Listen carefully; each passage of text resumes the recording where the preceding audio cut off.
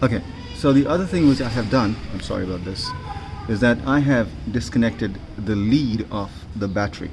Now this is something they recommend you to do if you're not using your bike for, let's say, 3 or 4 weeks. If you know that you're not going to use your bike for 3 or 4 days, to prevent the battery from draining. So this is it. The reason why I have done it today, I'm sure you heard the spark, okay, is to drain all the capacitors and the ECU completely.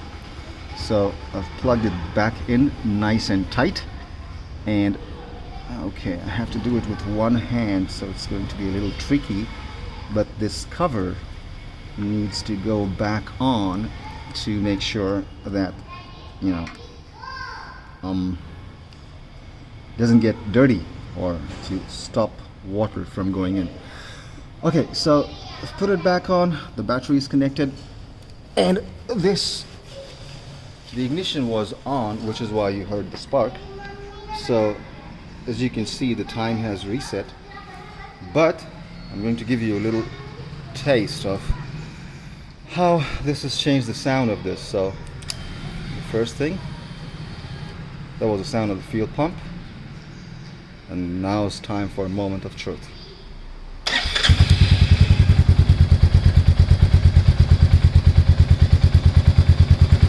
I can tell you it's a lot bassier.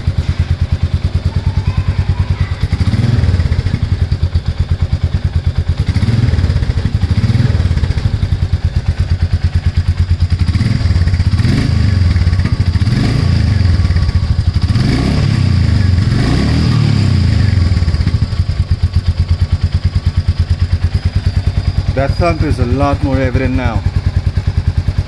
I'm going to take it for a spin and see if that made a real world difference. So, time to kill the engine.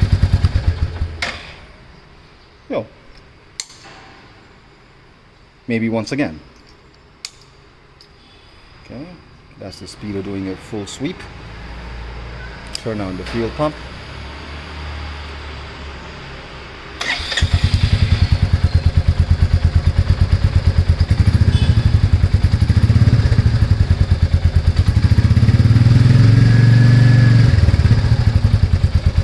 This is a lot better, I can tell you that.